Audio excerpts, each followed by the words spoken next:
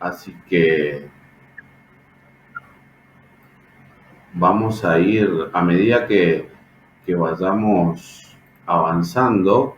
Ya está el profesor Andrés Scheller, está, no lo encuentro, con con qué nombre está el profesor Marcos Sequeira. A ver, Marcos. Ah,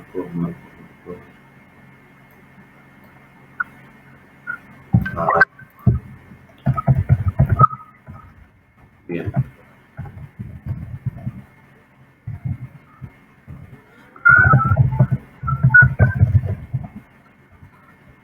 bien.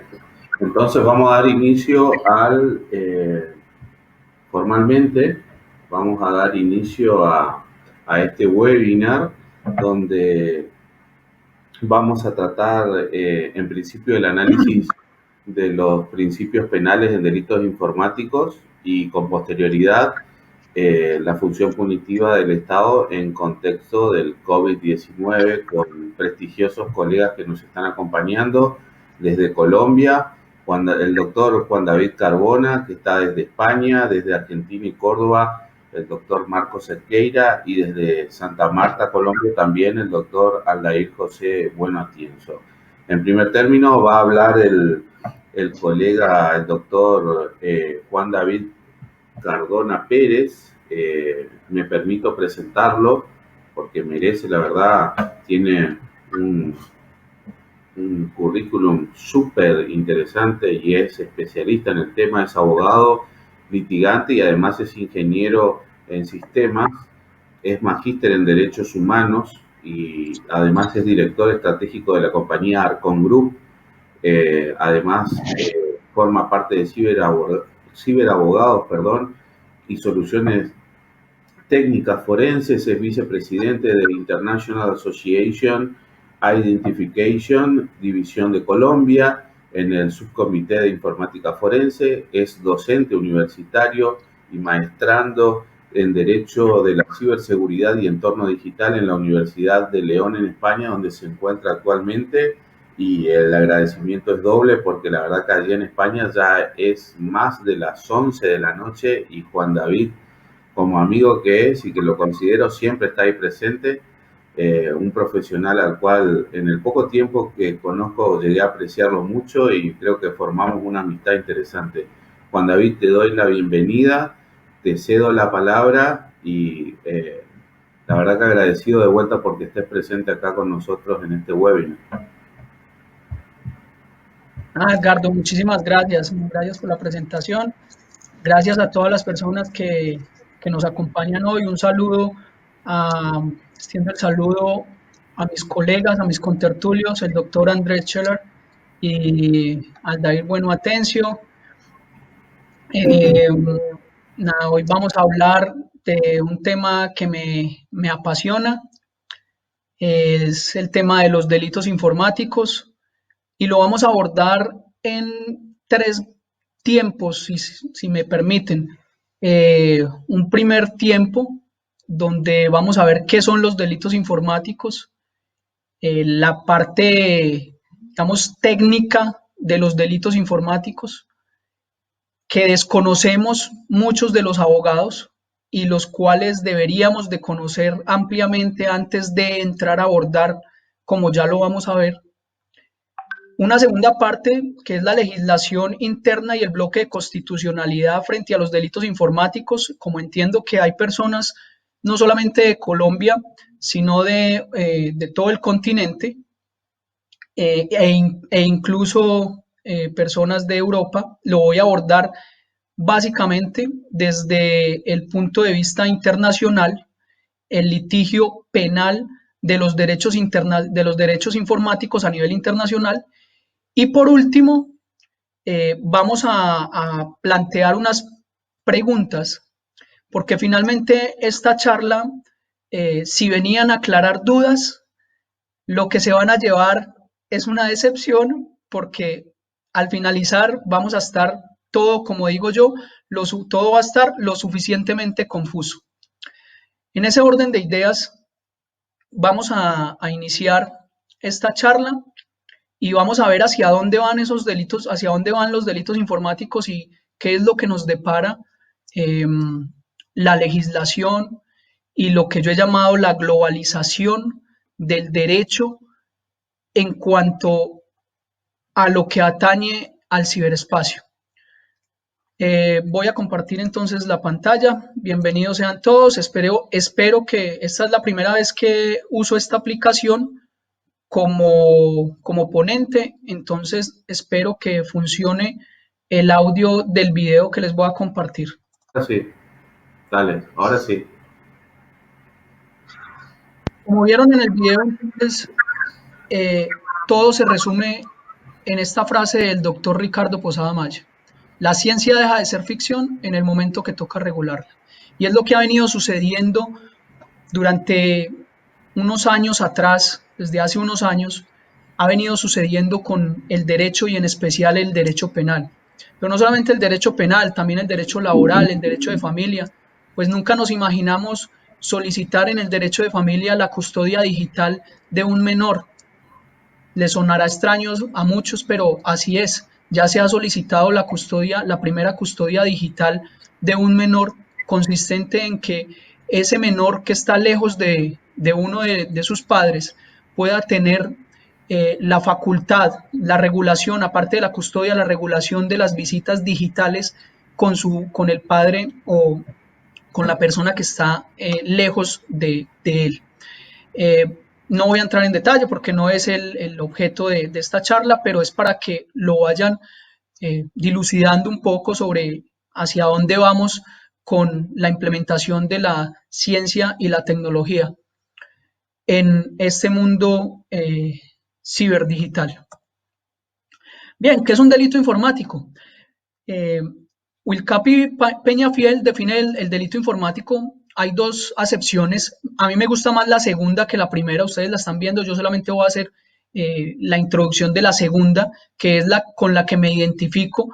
Y me identifico por una sencilla razón. Pareciera ser lo mismo, significar lo mismo, pero en la segunda no solamente introducen a esas conductas que se pueden cometer por medio del uso de los sistemas informáticos, la computadora, sino la tecnología electrónica.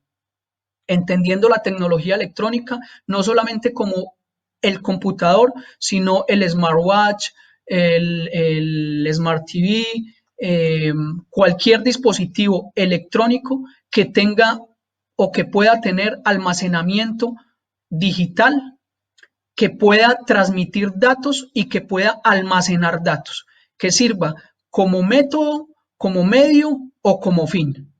Por eso me identifico más con la segunda acepción, porque no solamente deja al computador y a los medios electrónicos o a la tecnología electrónica, no solamente la dejan como un medio, sino como un fin en sí mismo, y es uno de los grandes pecados, si me permiten la expresión, que nos trae la legislación colombiana respecto a los delitos informáticos, como lo vamos a ver a continuación.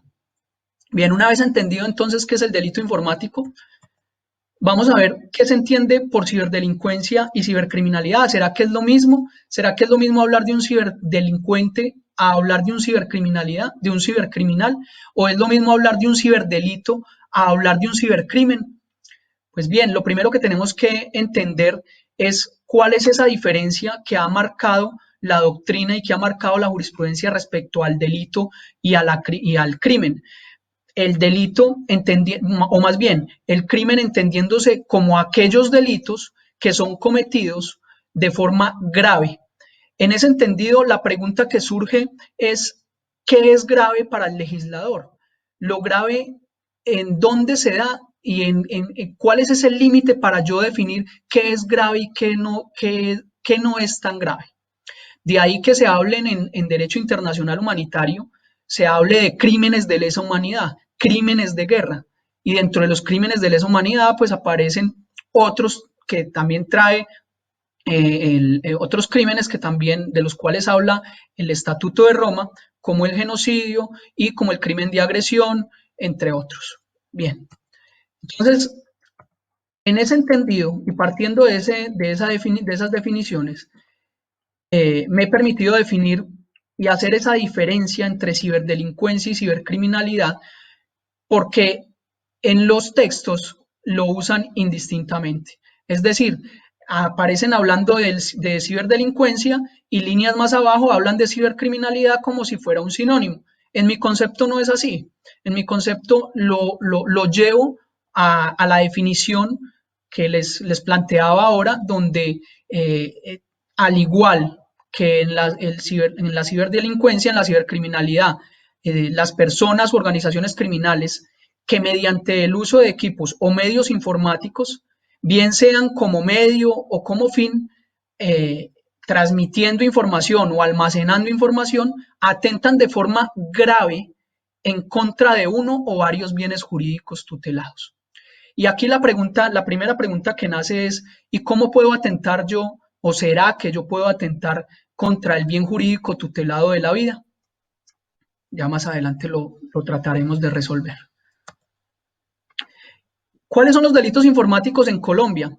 Colombia en el año 2009 saca la ley, o aparece más bien, no saca, término mal empleado, aparece la ley 1273 del 2009, que es la ley de delitos informáticos, la cual se transpone al código de procedimiento, al código penal, perdón, en el título séptimo bis, desde el artículo 269A en adelante. Esta ley es pionera en Latinoamérica, si bien es cierto, en ese momento era una ley novedosa, era una ley que resolvía o pareciera resolver muchos de los problemas que se empezaron a evidenciar con el uso del Internet, de las tecnologías, de las TICs y demás, pues hoy en día digamos que trae más que facilidades, dificultades al momento de aplicarla. Esta es la ley y estos son los delitos. Y si ustedes se dan cuenta, cada uno de los delitos, al momento de remitirnos a ellos, traen, en cada delito aparecen múltiples verbos rectores que nos llevan o nos pueden llevar a la confusión o incluso a plantearnos la pregunta si dentro de un mismo delito subyacen otros delitos o otras conductas. Siendo así, estos delitos solamente protegen un bien jurídico tutelado que aparece con la adición de ese título séptimo bis, que es el bien jurídico tutelado de la protección a la información y los datos. Si bien es cierto, la información y los datos deben de ser protegidos y así aparece reglamentado en la Unión Europea por medio del Reglamento General de Protección de Datos, aparece que una cosa aparece el derecho, la protección a la información y los datos, aparece como un derecho fundamental, diferente al derecho a la intimidad, no conexo como se trata o como se intenta hacer ver en Colombia, donde se protegió únicamente ese bien jurídico tutelado al momento de hablar de delitos informáticos. Entonces aparece el acceso abusivo a un sistema informático, pero resulta que para ese acceso abusivo a un sistema informático, yo debo de haber, o en la gran mayoría de las veces, aparte la conjugación que trae los verbos y el delito per se, de que debe de ser un acceso no consentido. Es decir, que si se presta para muchas interpretaciones e incluso para que el legislador a la hora, o más bien el juzgador a la hora de fallar, tome decisiones quizás erradas y equivocadas al momento de la interpretación. ¿Por qué? Porque nos dice que quien acceda sin tener el permiso o la facultad. Pero ¿qué pasa entonces con las personas que tienen el permiso para manejar bases de datos y esas bases de datos se ven alteradas por esa persona? Él tiene el acceso consentido porque tiene las credenciales para acceder, pero entonces, ¿qué lo faculta a él para tomar la decisión de alterar esa base de datos, podemos estar o no podemos tipificar o no podemos tipificar ese acceso abusivo. Vienen ahí y surgen varias preguntas, pero además de ese acceso abusivo a un sistema informático, para poder acceder a él cuando no es consentido, vámonos al otro panorama, cuando el acceso no es consentido, muy seguramente se tuvo que haber implementado un uso de software malicioso, es decir, tuvieron esa persona para poder acceder a ese equipo, tuvo que haber hecho uso de algún malware o de algún keylogger o de algún método adicional para poder acceder. Es decir, estamos cometiendo o estamos encontrándonos que estamos frente a dos delitos que afectan el mismo bien jurídico tutelado, y ahí entonces empezamos a ver si concursamos los delitos o si simplemente se tratan de delitos pluriofensivos o intermedios, donde con la comisión de un delito podemos llegar a cometer o podemos llegar a afectar otros bienes jurídicos tutelados. Pero además de ese software malicioso, entonces resulta que yo accedo a ese sistema informático para hurtar la información, perdón. Pues se presenta otro delito adicional, que es el hurto por medios informáticos y semejantes. Pero realmente era necesario crear crear ese tipo penal de hurto por medios informáticos, y lo que versa es que se contemplará el mismo delito del hurto que trae nuestro Código Penal, pero solo que cuando sea cometido por medio del uso de sistemas informáticos. Y si estaríamos, cuando hablamos de hurto por medios informáticos y semejantes, estaríamos realmente afectando la protección de la información y los datos, o estamos afectando es el patrimonio. Bien, eso por tratar de tocar algunos de estos de los delitos que aparecen normados dentro de nuestra ley 1273 del 2009, que solamente, vuelvo y hago referencia, que solamente trataba de la protección de la información y los datos, solamente protegía ese bien jurídico tutelado. Pero entonces aparece la pregunta, ¿qué pasaba con la pornografía infantil? Cuando hablábamos de pornografía infantil en Internet, por el uso indiscriminado de herramientas y de fotografías y videos de carácter o de tipo sexual con menores, estábamos hablando, o siempre se ha hablado, de un delito informático. Y en algún momento en el año 2017 se planteó por parte de la Fiscalía General de la Nación en uno de sus comunicados que los delitos informáticos se habían aumentado en un 250% con respecto al año anterior, en especial por la pornografía infantil. Pues resulta que la pornografía infantil, si lo miramos en estricto sentido, no es un delito informático o no aparece como delito informático en Colombia. ¿Qué nos viene a dar la posibilidad de tratar la pornografía infantil como delito informático? El Convenio de Budapest. Y acá es donde me voy a detener un poco, porque finalmente es lo que nos interesa a todos los que estamos en este momento conectados. ¿Por qué? Porque hace referencia erga omnes, es decir, aplica para todo el mundo. El Convenio de Budapest aparece en el año 2002, 2001-2002, me falla en este momento el año exacto, aparece como solución, o se propone como solución para tratar los delitos cometidos en el ciberespacio y en contra de la cibercriminalidad. Ese Convenio de Budapest, como lo vamos a ver a continuación, se divide en tres ejes. Un primer eje aborda el tema de los delitos informáticos en 4 categorías, y acá es donde hago referencia que la pornografía infantil, así como otros delitos que se desprenden tanto de esta como que son diferentes, pueden ser tratados como delitos informáticos. La primera de esas categorías son los delitos que tienen a la tecnología como fin. Y ahí en la ley 1273 veíamos que había un delito que era daño informático. Ese daño informático es el que atente contra los sistemas informáticos, es decir, tienen a la tecnología como fin, a la tecnología como medio, mediante la comisión de, y aquí es donde, tanto en la tecnología como medio, como en los delitos relacionados con el contenido, es donde podemos empezar a hablar de la pornografía infantil como delito informático.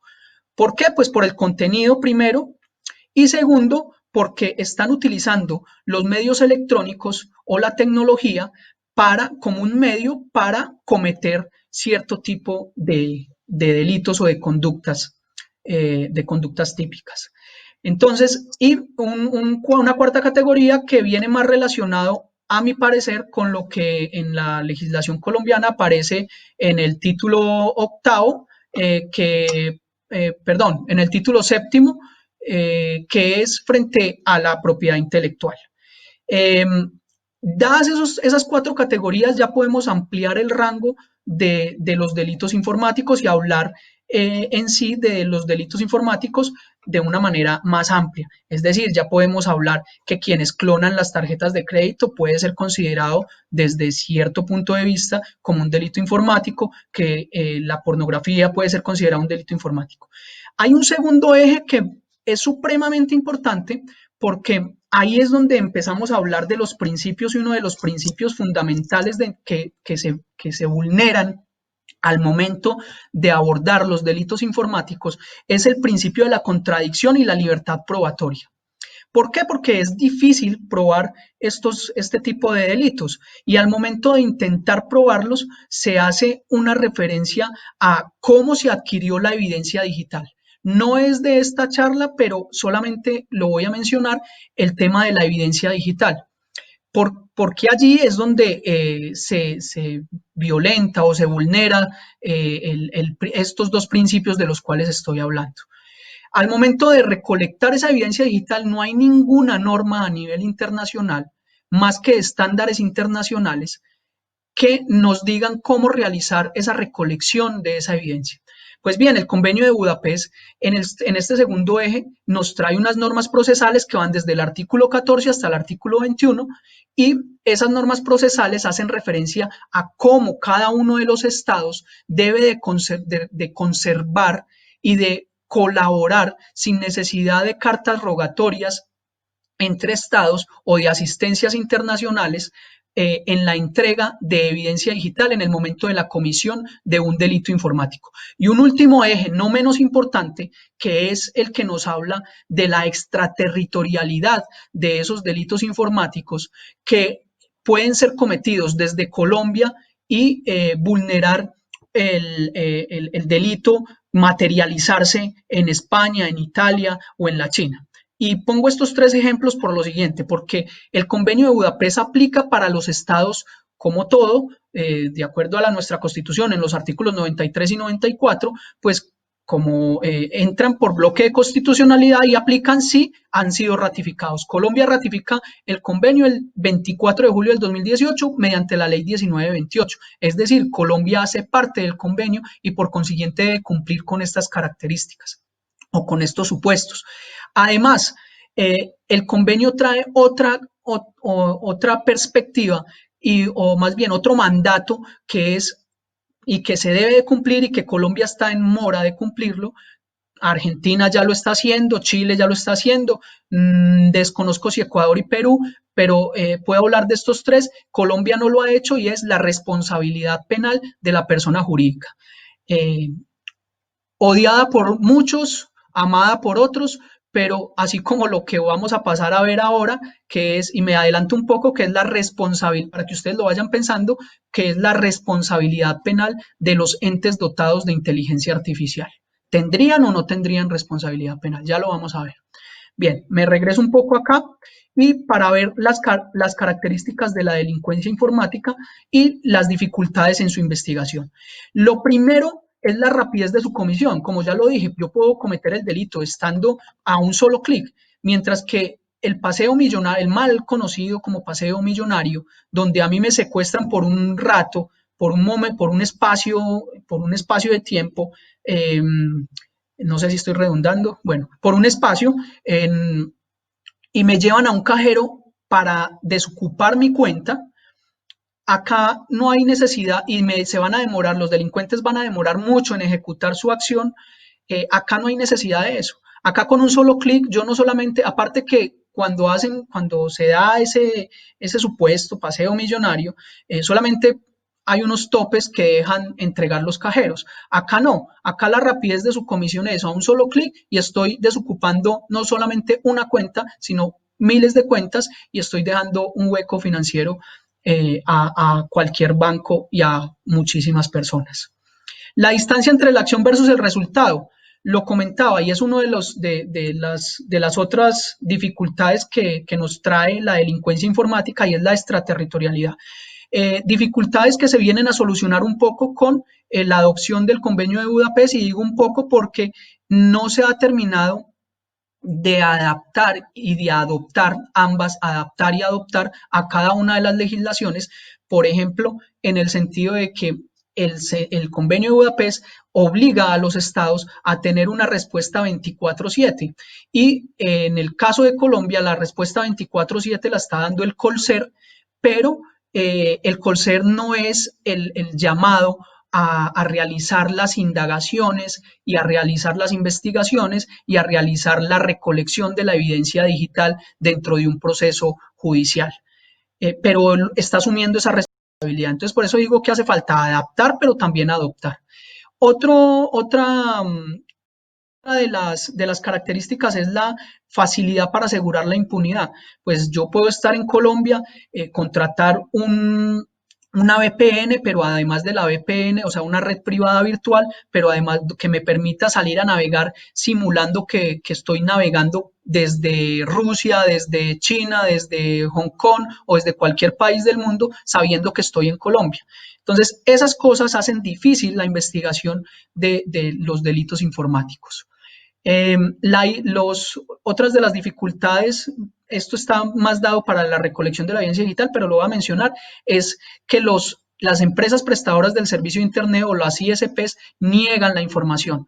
También lo regula el convenio de Budapest en su artículo, si mal no estoy, en su artículo 17, que obligan a entregar y a tener disponible esa información. Lo que pasa es que, como todo en la vida, hay que saber pedirlo. Si uno lo pide bien, pues muy seguramente van a tener los resultados que espera.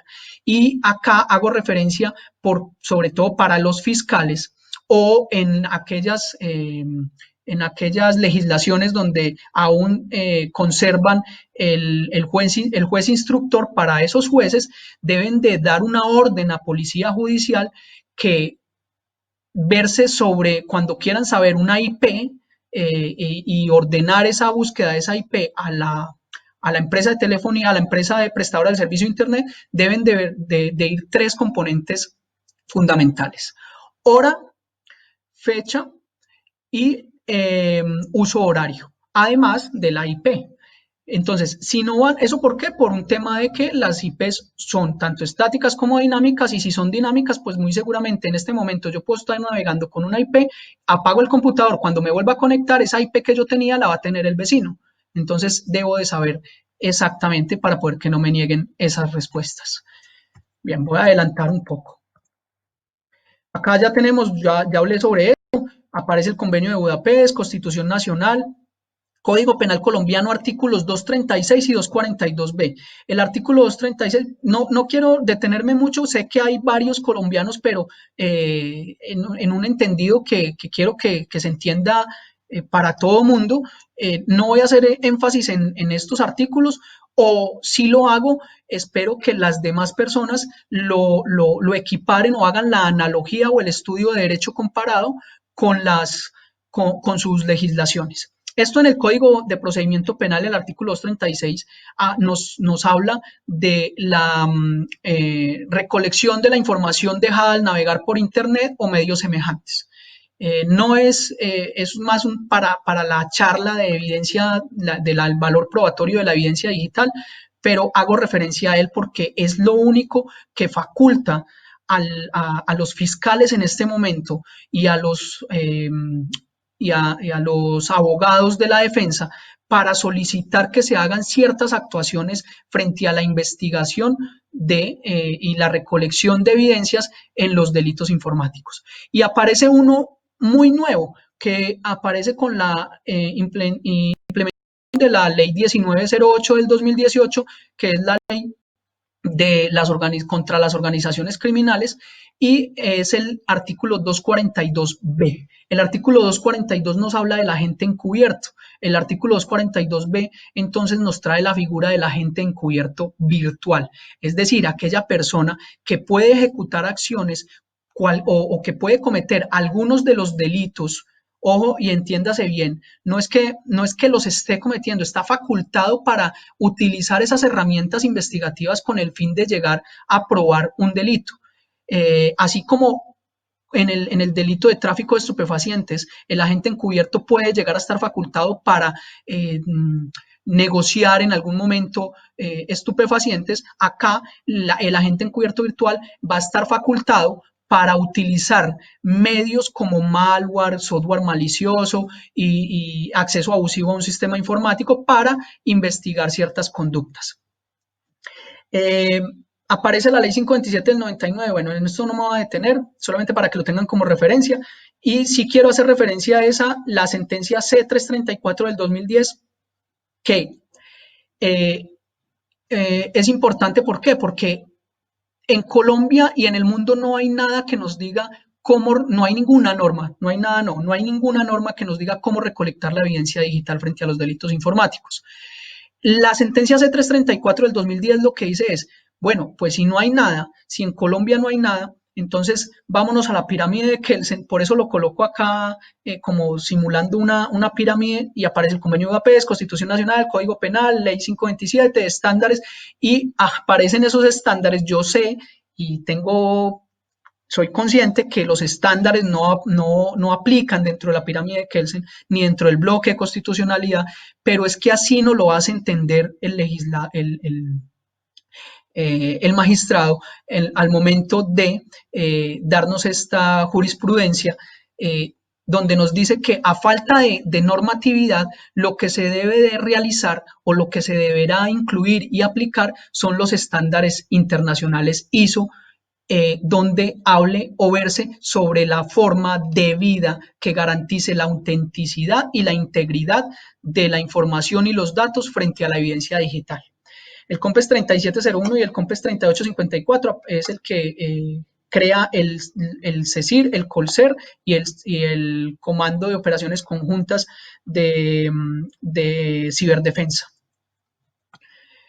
Acá está el agente encubierto, ya lo mencioné. Ahora bien, vienen las preguntas. ¿Qué hacemos entonces cuando no? Listo, hasta ahí todo perfecto, solamente estamos hablando de delitos informáticos, hurto por medios informáticos, pero ¿qué pasa cuando aparecen estas novedades? Hablamos entonces de Machine Learning, hablamos de OSINT, hablamos de Big Data y voy a hacer referencia. Big Data, muy someramente.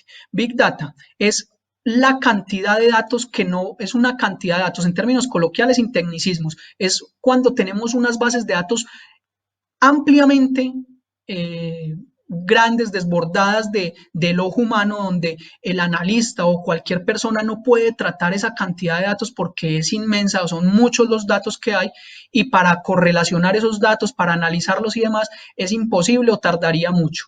Entonces, esa recopilación de datos es lo que viene a tratar el Big Data, mientras que el Machine Learning es tomar toda esa cantidad de datos, procesarlos y entregarnos una información detallada o correlacionada de acuerdo a algoritmos que nosotros ingresamos y que podemos obtener.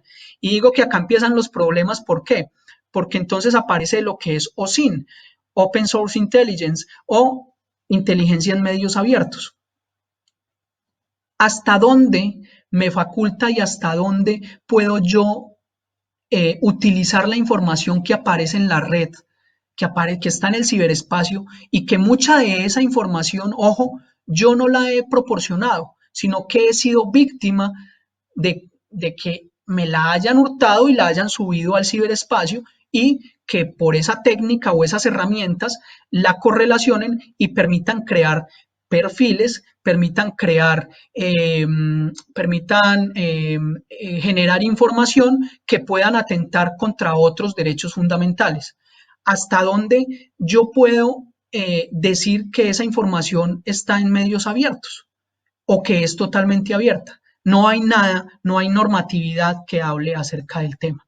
Hasta el momento se toma como búsqueda, como en el artículo, bueno, paso el artículo, en el búsqueda selectiva en bases de datos, sé que es como el 240 y algo. En búsqueda selectiva en base de datos aparece la facultad del policía judicial de buscar en medios abiertos y OSIN en este momento es considerado un medio abierto. Por consiguiente, la información que reposa en el ciberespacio es pública y así debe de ser tratada. Por consiguiente, no estaríamos frente a ningún delito per se. Y aparece y se nos complica aún más las cosas cuando aparece el Internet de las cosas, valga la redundancia. El Internet de las cosas, donde todo va a estar conectado a Internet, donde por medio de una aspiradora, de un televisor, yo puedo espiar, yo puedo ver a las personas. Ya tenemos varios casos de cámaras de videovigilancia para bebés y para niños menores, donde el ciberdelincuente y el pedófilo ha accedido a ellas y haciéndoles simular un juego a esos menores, los han hecho desnudar frente a la cámara. Entonces, ¿hacia dónde vamos y cómo tratamos todo esto y dónde está esa legislación que nos permita investigar, sancionar, pero además, y lo más importante si lo vemos desde la óptica del defensor, defender a quien supuestamente ha cometido un delito informático, porque así como hay cibercriminales y ciberdelincuentes, también hay a quienes hacen pasar por ciberdelincuentes o cibercriminales sin serlo, como es el siguiente caso. Ana Sánchez es conocida por ser la persona que sobrevivió a un tiroteo en Estados Unidos, donde murió mucha gente. Si ustedes ven esta imagen muestra a Ana Sánchez, es una activista rompiendo la Constitución española, pero realmente la imagen original, esto es un video, no lo voy a proyectar, acá está para verlo, pero si quieren tomarle fotografía ahí de la URL para que ustedes lo vean por cuestiones de tiempo, no lo voy a proyectar, pero finalmente sucede que era el papel que ella estaba rompiendo. El papel que ella estaba rompiendo era al blanco, un papel, una silueta de tiro al blanco. Esto generó mucha polémica y acá nos encontramos frente a un deepfake donde simplemente la persona que lo hizo después salió a decir que era un punto de vista, que era una opinión y que simplemente era una broma. ¿Hasta dónde podemos hablar de que se violentaron que se violentaron derechos fundamentales? ¿Y cómo podemos nosotros demostrar o cómo puede una persona llegar a responder fácilmente por un delito que no comete o por un ciberdelito que no está cometiendo? Bien, características de la evidencia digital. Es así como la evidencia digital se caracteriza por ser volátil, es decir, en este momento está, el siguiente momento ya no está.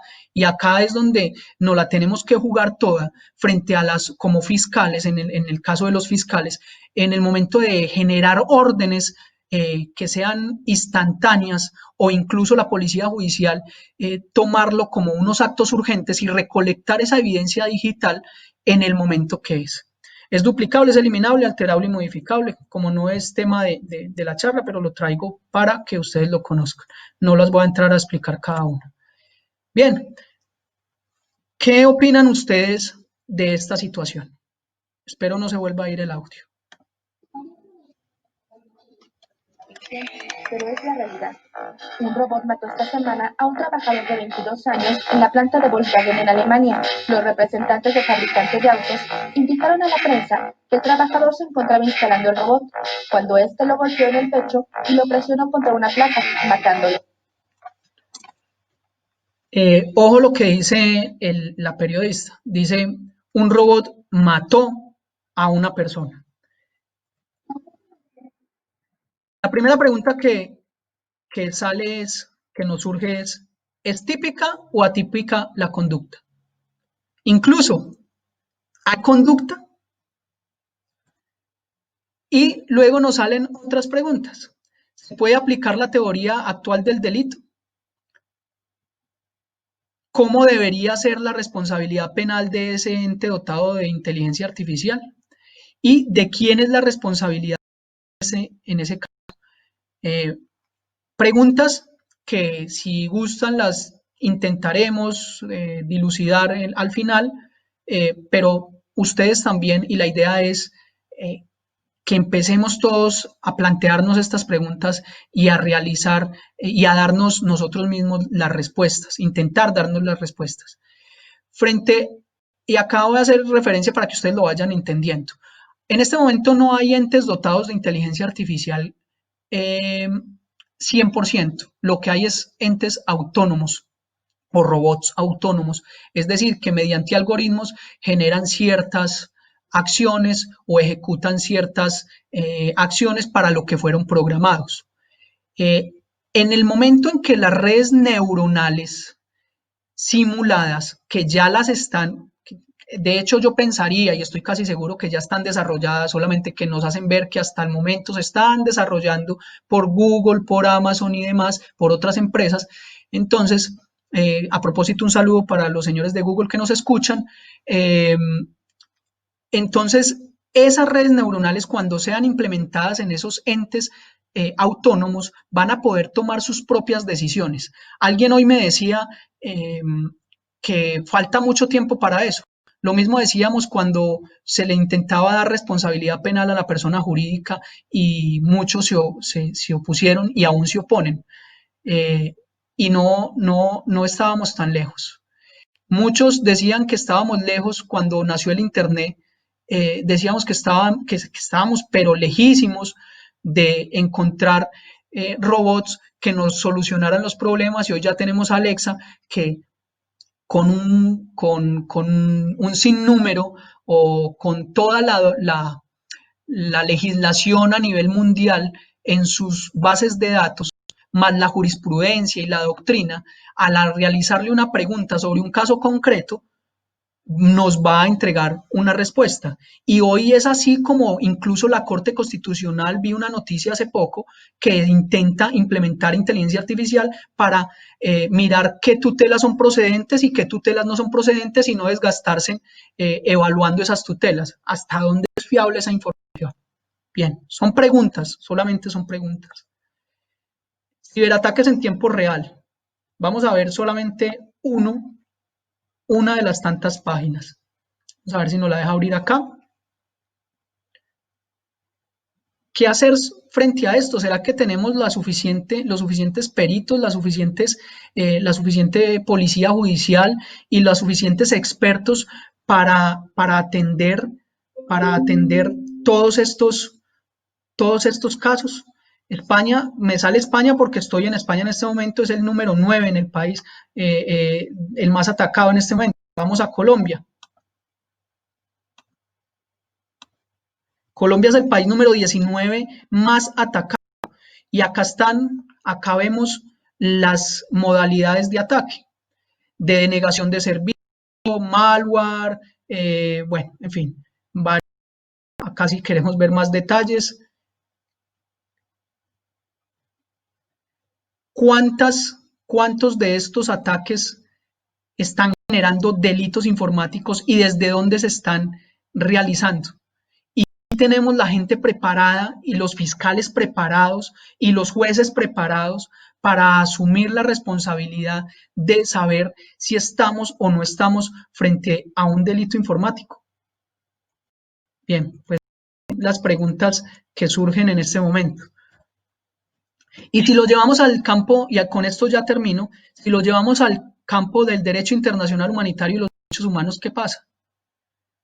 En el derecho internacional humanitario, que es un trabajo que estamos adelantando con el doctor Aldair frente a la ciberguerra, que a propósito es nuestro experto en este tema y ha adelantado un estudio muy juicioso de su tesis de la maestría de la cual fuimos compañeros en Derecho Internacional Humanitario y Derecho Internacional de los Conflictos Armados, frente a la regulación de una eventual ciberguerra. Muchos dicen que ya estamos en ciberguerra. No, para que haya una ciberguerra, y eso lo explicará de pronto mejor el doctor Aldair, para que haya una ciberguerra tenemos que tener dos supuestos. Uno, que nos encontremos en una guerra física de las convencionales, de los 4 campos de batalla que conocemos, tierra, mar, aire y espacio ultraterrestre, o que estemos en guerra frente con otro estado o guerra interna, tal como lo trae los convenios de Ginebra, o que un estado le declare la ciberguerra a otro estado, tal como lo trae el manual de Tallinn, que el manual de Tallinn es el único que versa sobre ciberguerra, pero que no es vinculante para los estados. Y frente a esto entonces nacen estas dos preguntas, y ya prometido, con esto sí terminamos, con este video y 2 diapositivas. ¿Qué harían ustedes frente a este tema? Que va a relatarles la captura de Aisha al-Hadi, alias Susan Danforth. Tenemos informes de una reunión entre Danforth y los números 4 y 5 de los más buscados. Creemos que están relacionados con el atentado suicida en Kenia. Nos han informado de que hoy estarán en esta casa. Es una operación de captura, no de asesinato. Alcance 22.000 pies. Ya tiene las órdenes, teniente. Serán nuestros espías desde el cielo. Sí, señora. Tengo que saber si Danforth está dentro y con quién está.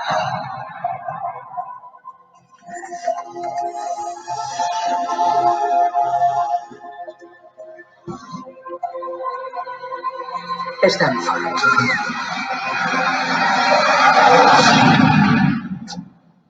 Eso cambia las cosas. ¿Qué está pasando? Chaleco suicida y un montón de explosivos. ¿Cuál es el plan, general? Tenemos la capacidad de alcanzar un blanco con una precisión considerable. Vengo a presenciar una captura. No me hablaron de un asesinato. Docenas de vidas estarán en peligro si esos hombres escapan. Tenemos que soltar un misil sobre ese tejado. Misil armado. ¿Qué es eso? Dadas las nuevas circunstancias, deberíamos suspenderlo. Tienen a tiro a los números 4 y 5 de los objetivos del presidente y van a arriesgar toda la misión por un simple daño colateral. Ministro. Es una cadena interminable de muertes. Necesito autorización para atacar. Soy el piloto al mando responsable del lanzamiento. Dispararé cuando aparten a esa niña. Hay mucho más en juego de lo que está viendo.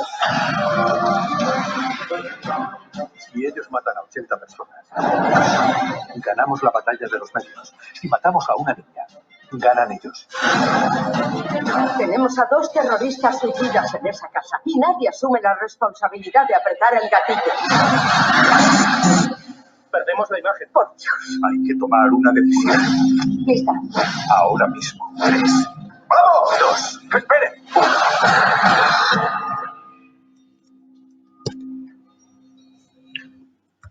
Bien, la pregunta que nace acá frente al derecho internacional humanitario es ¿qué harían ustedes? Si ustedes fueran los asesores, ¿qué decisión tomarían? Solamente son preguntas, dije que todo iba a quedar lo suficientemente confuso y espero haber cumplido. Derechos fundamentales digitales frente al tema de derechos humanos, solamente los voy a presentar.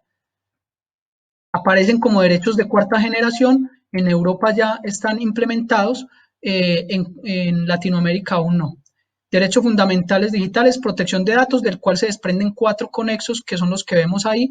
Está el derecho a acceder a Internet, a la formación digital, a la neutralidad de la red, a la seguridad digital, encaminados a romper todos estos, la brecha digital, derecho al olvido, derecho al honor y a la propia imagen, derecho de los menores en la red, derecho a obtener reparación efectiva ante lesiones o daños causados por conductas en la red, derecho a la libertad de expresión y a la veracidad de la información y derecho de los trabajadores en la utilización de métodos digitales y la desconexión digital garantizando la intimidad y su vida en sociedad. Todos derechos de 4ª generación. A un paso de la cibercriminalidad y la ciberguerra. ¿Preguntas, dudas, aclaraciones o todo está lo suficientemente confuso? Que espero haya sido así. Muchas gracias. Bueno, Juan David, la verdad que quedó excelente. Yo lo que venía moderando era de la siguiente manera. Vamos a seguir ahora con Aldair. Espero que estés conectado, Aldair. Y al final le dirigimos las preguntas a los cuatro. Se identifica quién pregunta y para quién va dirigida, si te parece la pregunta. Perfecto, no tengo inconveniente. Vale. Bien, entonces, Juan David, vos vas a responder por Aldair, por favor. ¿Qué tipo de responsabilidad, preguntan, podría existir para las personas jurídicas en caso que las redes sociales tales como Facebook, YouTube, etcétera, se negaren a brindar información necesaria para la investigación de un delito de pornografía infantil, si se negaren a brindarlas ante un requerimiento judicial? Y segunda pregunta, ¿considera que se implementará a corto plazo a nivel internacional el IPv6 y en el caso de Argentina podría ser obligatorio para las empresas proveedoras de Internet el adquirirlo? Bueno, vamos por partes. Ante la primera pregunta, hay un gran dilema frente a este tema que lo está intentando resolver precisamente el Convenio de Budapest con el protocolo adicional segundo que no ha salido aún, que se encuentran trabajando en él frente al tema procedimental. Sin embargo, también es cierto que el Tribunal Constitucional Europeo es el único que hay, es las únicas dos sentencias que hay, una del Tribunal Supremo de España y otra del Tribunal Constitucional, una del TJUE y una del Tribunal Constitucional. La del Tribunal Constitucional de España es la 58 del 2018, que versa sobre el derecho al olvido, y hago referencia al derecho al olvido porque es lo que viene a dilucidar un poco la pregunta que está haciendo Paola. Y referente a qué? A que el TJUE obliga a Google a desindexar un contenido de una persona que hace referencia a que ya ha pasado demasiado tiempo y que ya esa persona no es quien dicen ser ahí, que ya se comprobó lo contrario y que por favor procedan a bajar esa información. Asimismo, por eso hago referencia a esa sentencia, porque de igual forma cada tribunal o en Colombia la Corte Constitucional o la Corte Suprema puede llegar a generar una sentencia. El problema, ¿dónde va a estar? El problema va a estar es en la territorialidad y en la soberanía que tiene cada estado frente a la entrega de los datos. Si los datos, si el estado al que se le está solicitando unos datos o una información no hace parte del Convenio de Budapest, y este puede llegar a decir, mire, yo no, por el derecho que tengo, por la soberanía que tengo, por el derecho que me otorga a mí la Constitución, no voy a entregar los datos, no voy a hacer uso no voy a acatar esa sentencia, y de hecho así lo ha dejado y así lo ha estipulado el mismo Tribunal Constitucional, donde dice que en cada caso se evaluará de diferente manera y que aparte no violará o no violentará ese principio de soberanía o ese derecho de soberanía que tiene cada estado, pero no lo hacen no porque no se apliquen las normas de Europa en otros países, sino precisamente para que a España o a Europa no le apliquen esas otras normas al momento de solicitarlo. Entonces ahí nos encontramos en un dilema y en un vacío que está intentando solucionar precisamente el convenio, y es a quién le estoy pidiendo yo la información, porque es que Google no es internacional.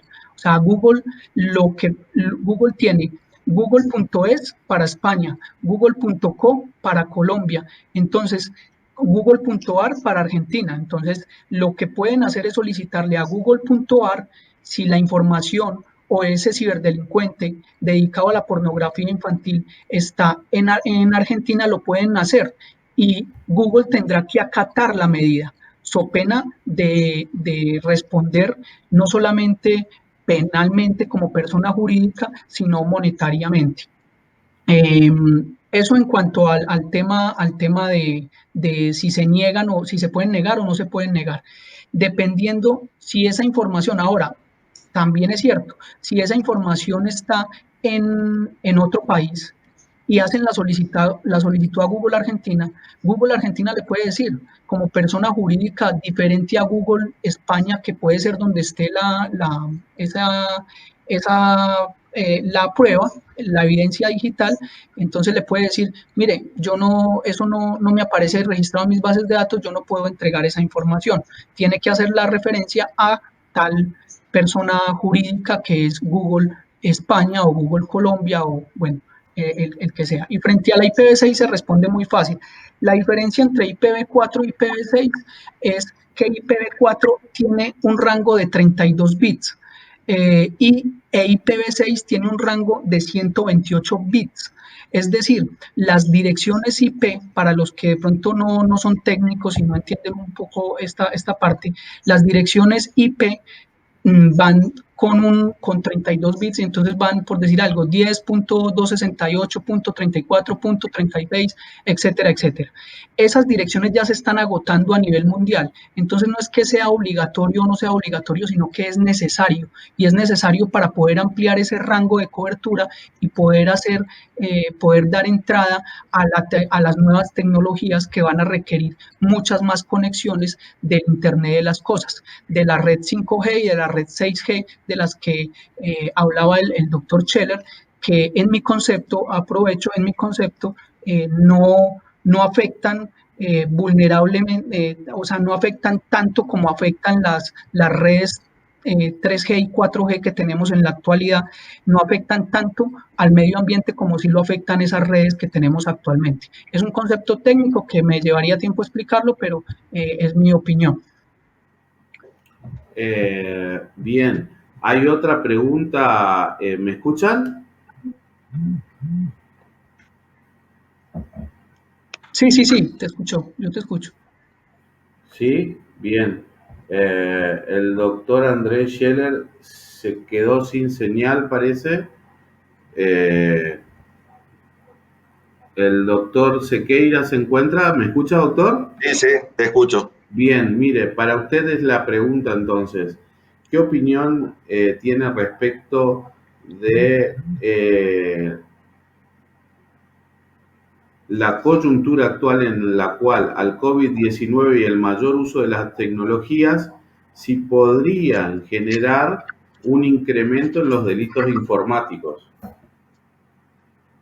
Bueno, yo no conozco la materia, no conozco el tema de los delitos informáticos, así que no estoy en condiciones de responder. Bien, Juan David, ¿vos estás? ¿Me escuchás? Sí, te escucho. Bien, para vos, porque decía para todos los ponentes, para vos el tema actual de la coyuntura y el uso de las tecnologías, ¿incrementa el tema de delitos informáticos? No solamente lo incrementa, lo sobrepasa, o sea, se pasa de todas las medidas y pronósticos que podamos llegar a imaginarnos. Lo vimos ahora en el mapa que les mostré. Los delitos informáticos, sobre todo el tema del phishing, aprovecho también, publicidad política no paga. El día de ayer, si mal no estoy, hice un pequeño video y lo publiqué en mis redes sociales frente a un phishing que analizamos en la empresa y una página web falsa que simulaba tener la base de datos de las personas que eran acreedoras de un subsidio que da el gobierno colombiano por el tema del COVID-19. Entonces le decían, ingrese sus datos, ingrese sus números de cédula, dé clic y mire si es beneficiario o no.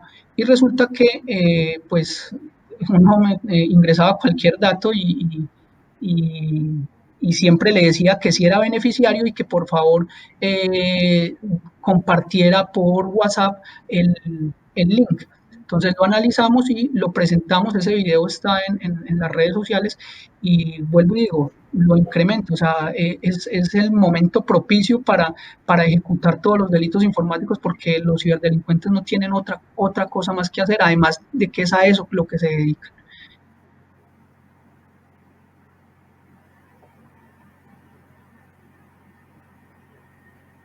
Hola. ¿Vos me escuchás? ¿Me escuchás, Juan David? Sí, yo te escucho, pero el video se quedó completamente colgado, así que voy a reiniciar la máquina, pero yo creo que pueden permanecer en la sala.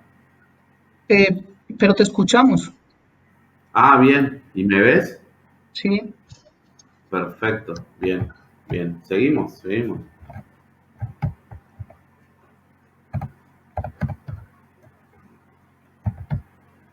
A ver, no.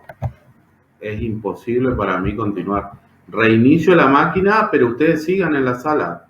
Se puede seguir. Seguimos 2 minutos más y ya. No sé si se puede seguir. Probamos. No, lo que puedo agregar ahí a la pregunta de Paola, Sí. Estoy viendo que lo que ha hecho la República Argentina, el proyecto del doctor Borinsky, Exacto. Es tomar la legislación que tiene Alemania, que tiene Francia y que después tome España también, ¿no? La yo nuevo. Claro, no tengo conocimiento, he aprendido hoy una barbaridad. Ahí, Juan David, me están pidiendo que les pasen el link tuyo, la gente de Argentina que te ha visto y te ha escuchado, por el manejo que tenés de la materia. Doctor, mira, te puedo comentar frente al tema. ¿Qué sucede? En Colombia, tanto en Argentina como en Colombia, en Chile hay una ley de delito informático que es una ley independiente.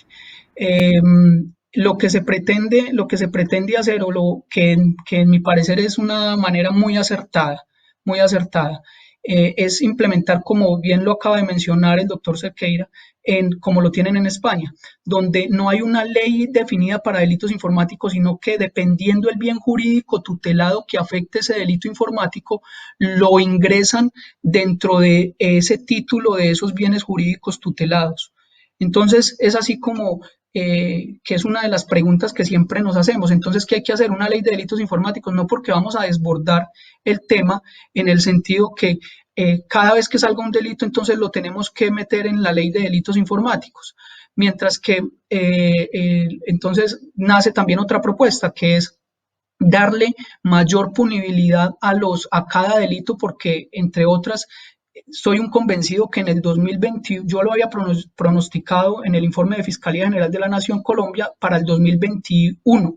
Yo creo que en este momento, 2020, ya se están cometiendo todos y cada uno de los delitos contemplados en el Código Penal por medio del uso de los sistemas informáticos. Por consiguiente, no es necesario crear más delitos informáticos, es simplemente penalizarlos frente a, o dar de mayor, yo sí creo que debe de ser mayormente punible, a diferencia del doctor André, al momento de cometerse con los medios informáticos como fin o como medio, precisamente, valga la redundancia. ¿Por qué? Porque finalmente se está aprovechando el desconocimiento de las demás personas y vendría a ser un delito de especialidad única. Y al ser un delito de especialidad única, ese delito debe de regularse frente a la punibilidad, a una mayor punibilidad. Es mi posición. Respeto mucho también, claro, está la del doctor André, pero es mi posición frente a este tema, porque si no, los delitos que tenemos en este momento, y precisamente les da risa a los ciberdelincuentes, y lo viví estando en la Fiscalía General de la Nación, y perdón, me extiendo un poquito en la respuesta, porque lo viví donde se me rieron en la cara un ciberdelincuente que capturamos, y se me rió y me dice: usted no tiene cómo probarme a mí que fui yo el que cometí ese delito. Y además, si me llega a probar, pues son delitos escarcelables y voy a seguir en las mismas. 5 años da los delitos informáticos en Colombia. Y ahí, eso que no tocamos el tema de cuando el ciberdelincuente aprovecha su condición de hacker, de black hat hacker, de hacker de sombrero negro, para ingresar a un hospital, modificar los respiradores artificiales, asesinar cualquier cantidad de gente, y luego salir a decir que él no quería, o su intención o el dolo no estaba dado para asesinar a esas personas, porque él lo único que conoce es que había un hueco, una brecha de seguridad, un hueco informático, entró a ese hueco informático, movió un botón que él no sabía ni siquiera dónde estaba ingresando, entonces que se le juzgue o se le condene por el acceso abusivo al sistema informático, pero que él nunca tuvo la intención de asesinar a esas personas.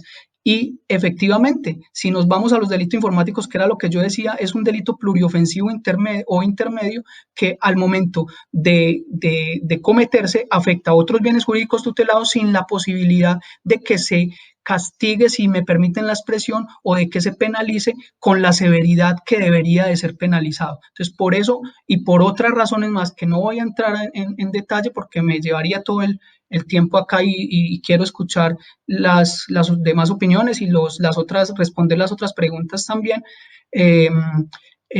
No estoy de acuerdo con esa teoría del doctor André. Sí, yo, si me permite, todos los profesores de Derecho Penal hemos venido a lo largo de tantos años promulgando o propiciando que las leyes penales cumplan con uno de los principios básicos del derecho punitivo, que es el de la proporcionalidad. Y hemos tenido muchos ejemplos de leyes penales, como viene ocurriendo con muchísimas en el mundo, los casos de China que veíamos, que terminan siendo derechos penales simbólicos. Pero concuerdo totalmente con vos, Juan David, en que el delito que requiere mayor especialidad, sin lugar a dudas, tiene que tener una respuesta distinta. No es lo mismo robar 1 kilo de pan en el almacén que manejar todas estas herramientas informáticas y causar semejante estrago, y después la imposibilidad que tiene la víctima de conocer de que efectivamente quién es el responsable, ¿no? Y la prueba. O sea que yo creo que ese viejo mensaje que teníamos los profesores de Derecho Penal acerca de la proporcionalidad ha quedado totalmente en desuso. Yo estoy totalmente de acuerdo con vos en que no solamente que las penas tienen que ser elevadas de forma tal de que no exista posibilidad de sentencia de cumplimiento condicional, o sea que haya prisión efectiva, con todas las cuestiones que habrán sentido de Argentina, sobre todo de la mano de un querido colega, amigo, el doctor Zaffaroni, y que también se mencionó de lo que ocurre en las cárceles, el hacinamiento, el contagio. Bueno, todo eso es otra historia, ¿no?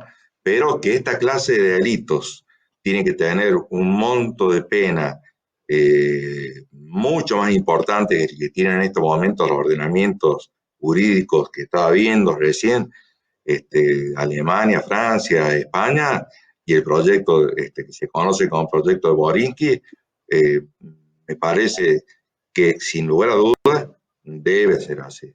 Tiene que tener un monto de pena más importante, porque hay un efecto disuasivo en las penas.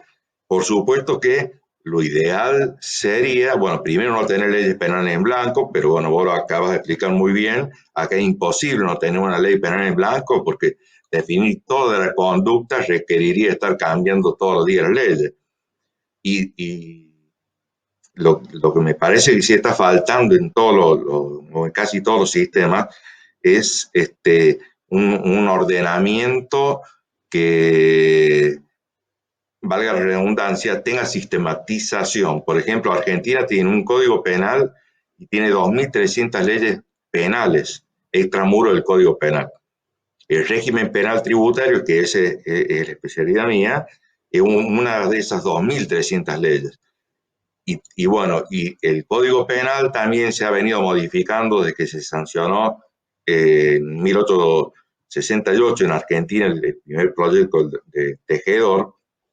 Y en este momento, por ejemplo, el robo de ganado tiene un monto de pena mayor que quitar la vida a un sujeto.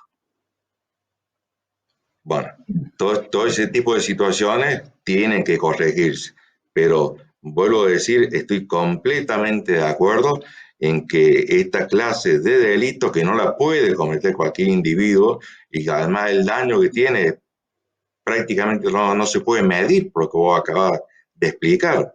Entonces el Estado tiene que no solamente responder con penas más altas, sino anticipar la punición, lo que ahí Paola planteaba, y con creación de delitos de peligro. Sí, es algo con lo que he venido yo luchando, incluso escuchando al doctor Zaffaroni la semana pasada, hace 8 días, también en una conferencia abierta que dio por YouTube del Colegio de Abogados Penalistas acá en Colombia. Precisamente me hacía esa reflexión y lo he venido diciendo en varias charlas. El derecho, no solamente el derecho penal, sino el derecho debe de romper ese paradigma de que es un derecho reactivo.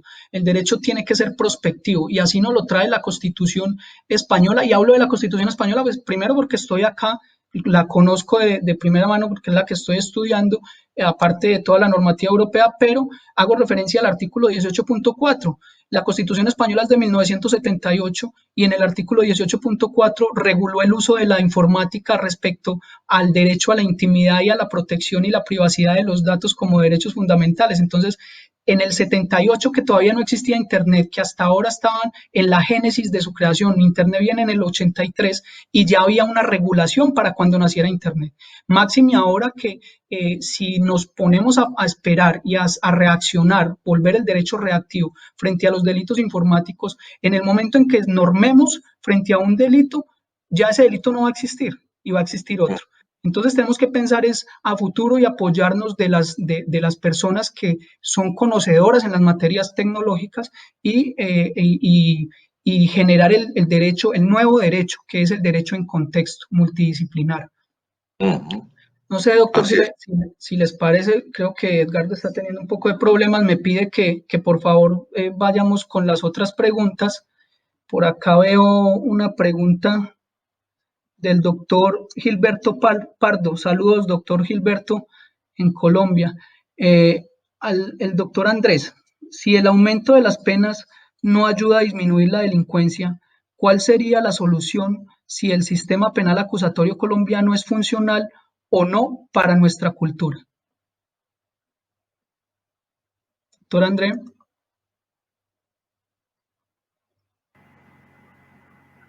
Bien. Bueno, creo que el doctor Andrés... Bien, Edgardo, te cedo nuevamente la palabra. Creo que el doctor André estaba haciendo una pregunta al doctor André, pero el doctor André creo que no nos acompaña. No, el doctor André perdió la señal, al igual que yo. No sé qué pasó con la señal de Wi-Fi. Extrañamente la perdí. Tuve que reiniciar la máquina.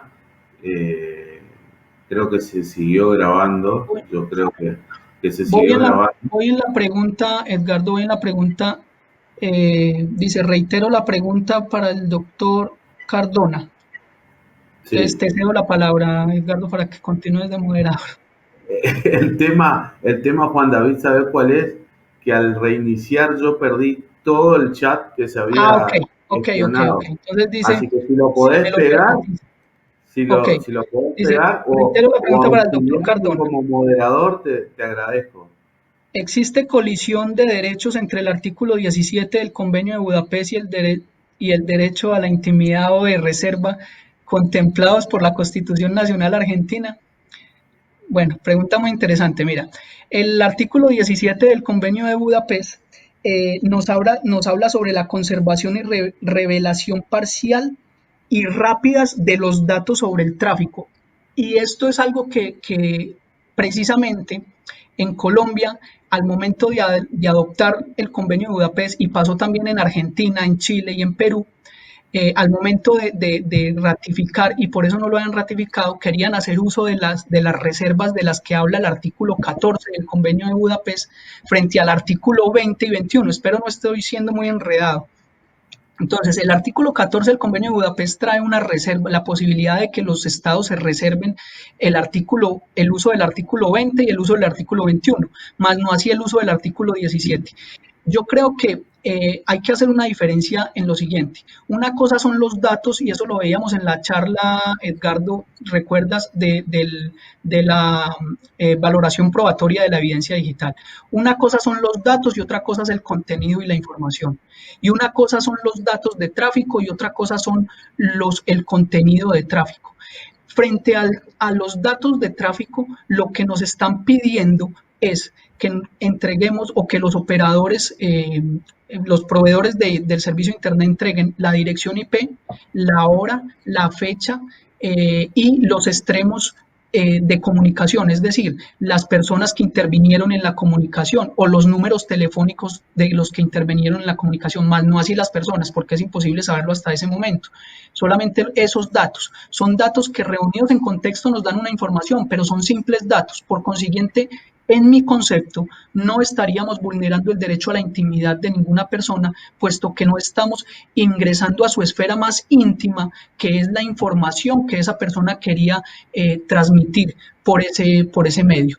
Independiente, eso sin hablar que faculta el convenio a las autoridades de cada estado que normen frente a la forma de interceptar las comunicaciones legalmente. Y no voy a entrar acá en detalle de eso, pero pues eso lo hace un juez constitucional. En Colombia es el juez de control de garantías el que ordena incluso el fiscal es el que ordena las interceptaciones y luego va a control posterior del juez de control de garantías. Pero acá están hablando es de los datos de tráfico, más no del contenido, que el contenido habla es el artículo 21 y el artículo 20 también habla sobre los datos de tráfico, y eso es imposible de que se den en los estados, y por eso los estados se los reservan, porque desbordaría la capacidad tecnológica de las empresas. Imagínate todas las empresas, Movistar, Claro, bueno, todas las empresas a nivel mundial de prestadores de Internet, donde grabando a todo el mundo indiscriminadamente, primero se desborda y segundo sería sería una locura si lo pensamos desde el punto de vista constitucional y del derecho a la intimidad. Eso frente al artículo 17 del Convenio de Budapest. También es cierto que el convenio, la privacidad de los datos y la información es un derecho autónomo contemplado como derecho digital fundamental, diferente al derecho a la intimidad. Una cosa es los datos que yo produzco y otra cosa es la intimidad de del contenido de esos datos. Eso para otra charla. La distinción de el derecho a la intimidad de los datos personales es una distinción que la ley española hoy ya la hace, o sea, datos personales hablando de aquellos datos que me hacen identificable nominativamente o permiten identificarme. Y por otro lado, la privacidad, aquellos hechos de los cuales yo no quiero que ninguna autoridad o ningún tercero acceda a ellos. Como por ejemplo fotos de contenido íntimo, etcétera, etcétera. Claro, sin embargo, no son derechos absolutos, ¿no? No son derechos absolutos. Ahora, me pregunto la atención hoy con el tema del COVID, si las personas que no pueden ejercer per se misma, doctor Sequeira, que están en un estado de vulnerabilidad, nosotros como abogados, ¿se le pone algún coto al manejo de esta atención del manejo del COVID-19 y Bueno, vulnerar los datos de estas personas que están enfermas, son los abuelitos de tal, ¿cómo es? De tal asilo, están todos enfermos, etcétera, etcétera. Por consiguiente, también la estigmatización de sus familias, de los domicilios. sí, sí, no, en nuestro país, y me parece que en gran parte del mundo, pero en Argentina particularmente la situación es un escándalo, ¿no? Porque no solamente se ha hecho esa estigmatización en quienes están enfermos y en sus familias, sino en los operadores del sistema sanitario. Es decir, hay médicos a los que le quemaron los autos, por ejemplo. O les mandaron cartas, documentos para que se vayan a vivir a otro edificio.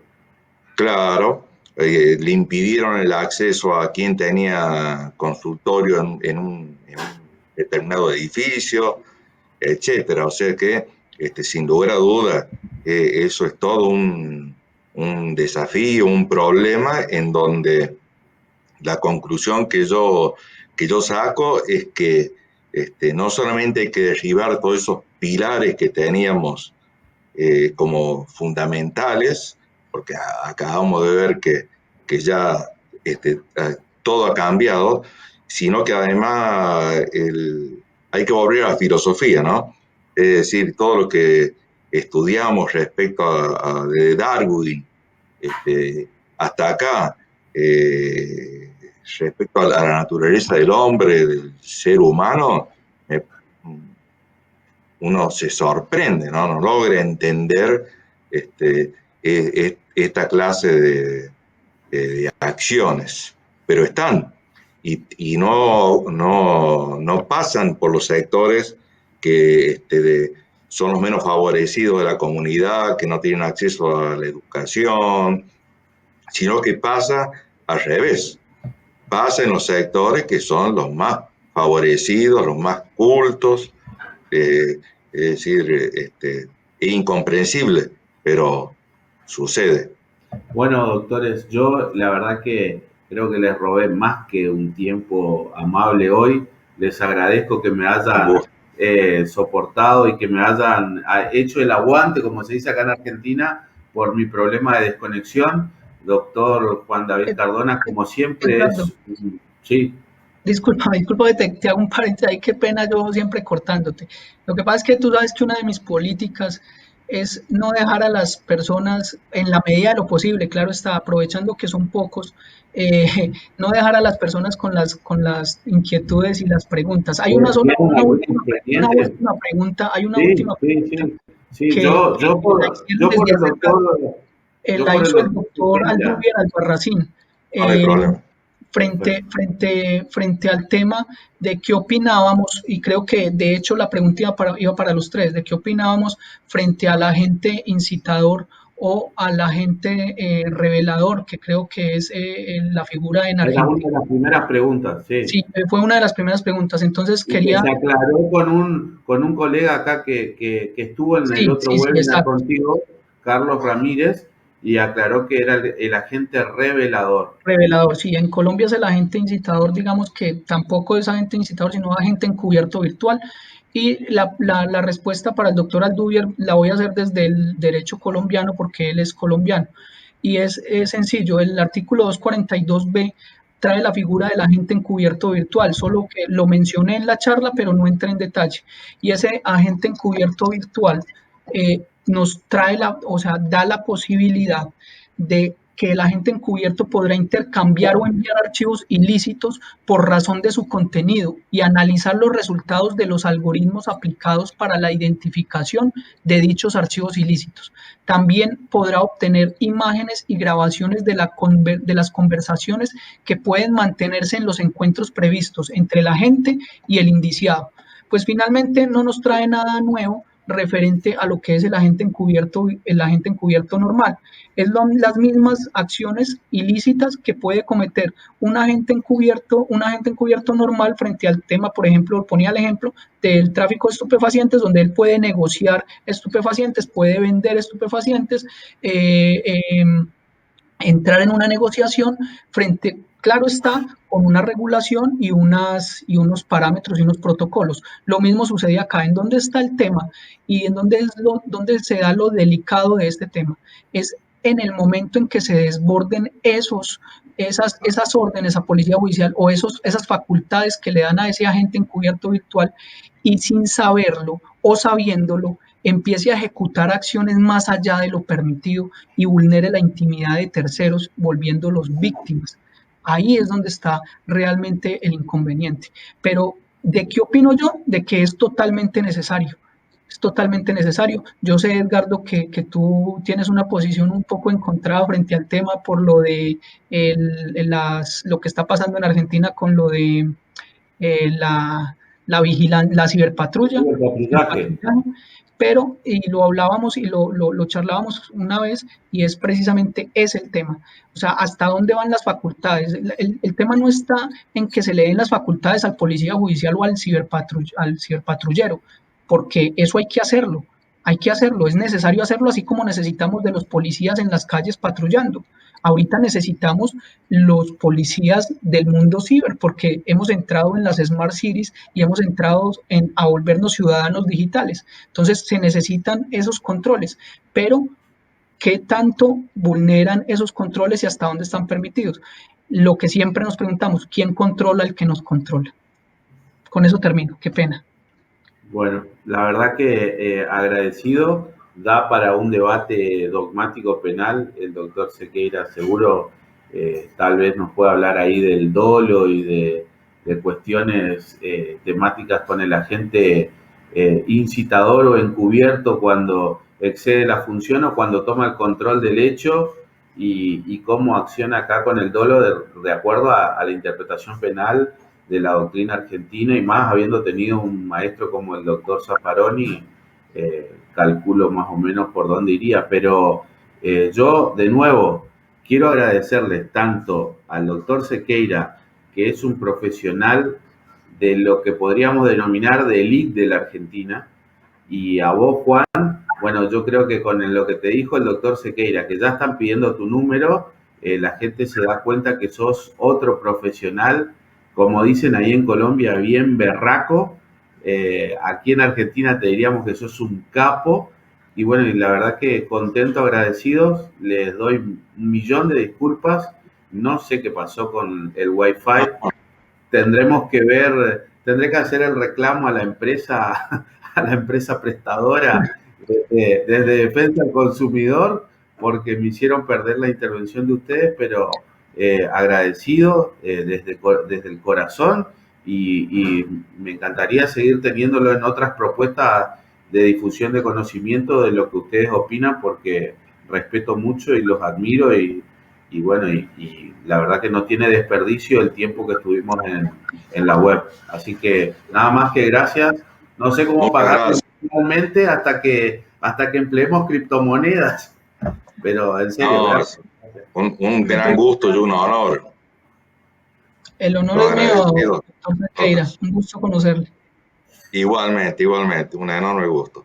Y agradecido a todos los participantes que se quedaron hasta este momento.